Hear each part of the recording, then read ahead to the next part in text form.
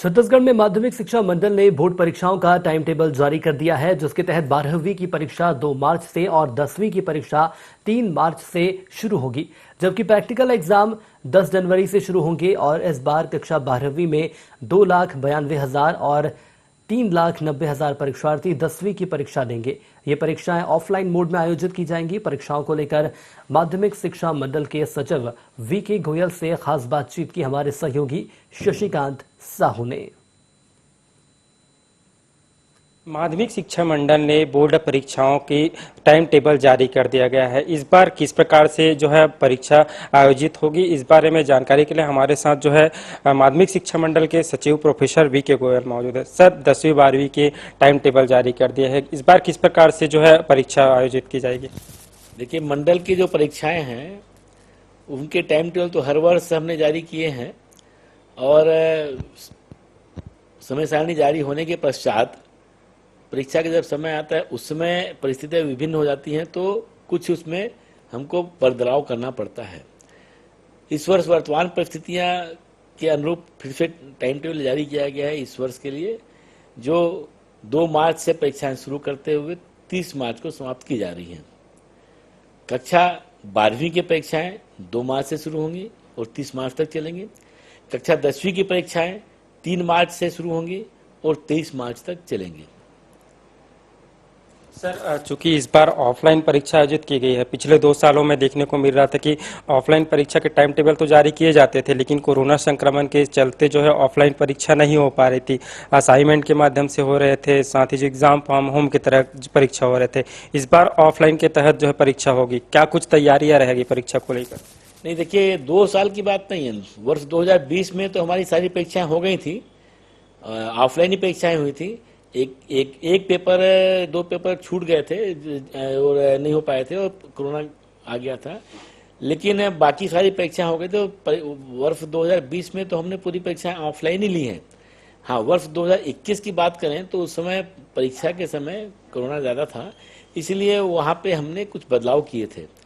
अभी वर्तमान परिस्थिति के अनुसार ऑफलाइन परीक्षा लेने का निर्णय लिया गया है। बाकी परीक्षा के समय जो परिस्थितियां होंगी उसके आधार पर उच्च स्तर पर निर्णय लिया जाएगा।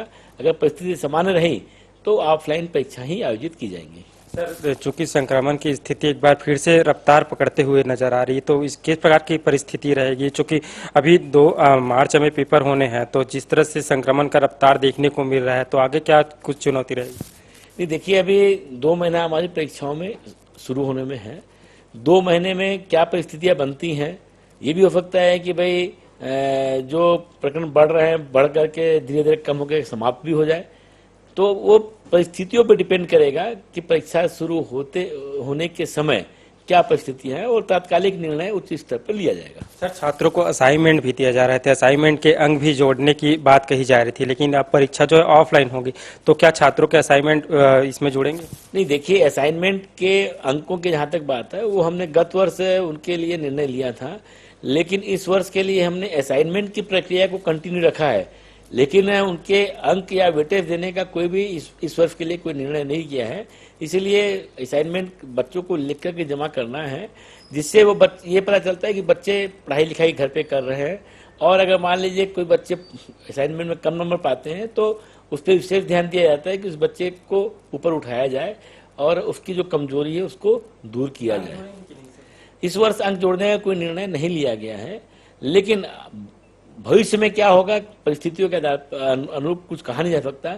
इसलिए छात्रों से मेरी अपील है कि सभी छात्र असाइनमेंट लिख करके जमा करें।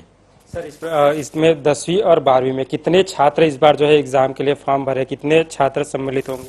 देखिए, 10वीं में लगभग 3,80,000 छात्रों ने फॉर्म भरा है और जहां तक 12वीं का सवाल है लगभग 2,94,000 छात्रों ने फॉर्म भरा है। सर, ये तो नियमित छात्रों की बात हुई। अब जो ओपन परीक्षा में जो छात्र फॉर्म भरे, उन लोगों की टाइम टेबल कब तक जारी हो सकती है? देखिए, ओपन स्कूल की परीक्षाएं हमेशा माध्यमिक शिक्षा मंडल की परीक्षाओं के बाद स्टार्ट होती हैं, तो हो सकता है कि मार्च अंतिम सप्ताह से ओपन की परीक्षाएं शुरू हो सकें। ये थे हमारे साथ जो है प्रोफेसर वीके गोयल, जिन्होंने बताया कि जो है परीक्षा की टाइम टेबल तो जारी कर दिया है, लेकिन जो परिस्थिति आगे निर्मित होती है उस प्रकार से जो है आगे का निर्णय लिया जाएगा। कैमरामैन महेश साहू के साथ शशिकांत साहू, ND24 रायपुर।